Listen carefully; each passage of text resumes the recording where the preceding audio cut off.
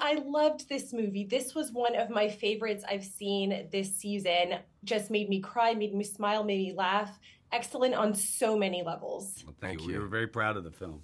And it's a remarkable true story. I'd never heard it before the movie, which I'm ashamed to say. Mm-hmm. But George, you directed this really amazing movie. What was it about this story that made you really want to bring it to the big screen, to bring it to the masses? You know what? I think that, and you're in Tennessee. I'm from Kentucky. My parents still live there. I think that we've all been beating each other up a lot for the last few years. And I feel like we're not really, I go home to visit my friends in Kentucky who we probably don't vote the same. And we all really like each other. We all get along. We all root for one another. And I think we forget that sometimes and we lose sight of it. And this was a story about people coming together, and you can't do it on your own. You have to do it together. And I felt like I needed it, and we felt like it's a good time around Christmas to remind ourselves that in general we're really better together, and I like that theme. Yeah, and kind of, piggybacking on that, that's what I love about Coach Aldol is he sees these young men that society has really discarded, and he really emphasizes their personal value, but also their value to the larger community. What can we learn from this idea that we seem to have lost over the last couple of decades? I do think that there's something amazing about adversity that brings people together. We see it in times of natural disasters. And oftentimes the people that have the least give the most. And it's such an inspiring thing to see. And it's funny how some people with incredible wealth or an abundance of things lose touch with a sense of community. So, I mean, underdog stories really resonate with human beings. I think we all feel like underdogs in our own personal thoughts. I just love stories where people are willing to reach out a hand and help each other. It says so much about our core values as humans, I think. And the fact that, that's what's resonating with so many people. People love this story. We're craving this story.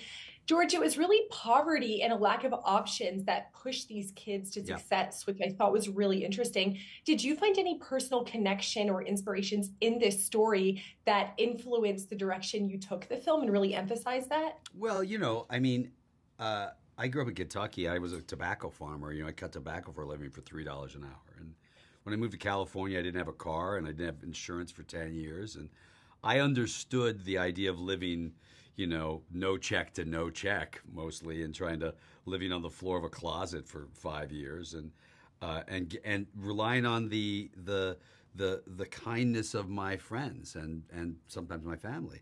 And so I have at least, it's a funny thing because things have worked out for me later in life. And I've done like Q&As and somebody will say, well, what do you know about this? And I go, you don't get to start the clock on me when it all worked out. You don't forget what it's like to parse out how how you're going to pay for food and what you need, what you can afford and what you can't afford. And I feel like that was like you watch him go to the soup line and he ends up not getting it because he sees a kid there that would recognize him. And so I absolutely related to that kind of a human being. Yeah, and this scene with the holes in his shoe just broke my heart. Yeah. Well, those guys, but these guys, the thing is, they all became something pretty special. I think he worked for Boeing later. Joe Rance did, and they all went on to do some really unique and beautiful things. It was a period of time too. The Depression was a moment in time, and particularly on the Northwest, where Washington was not a, that was a new city, and people weren't really all that aware of it. So it was all they were really trying to find their footing.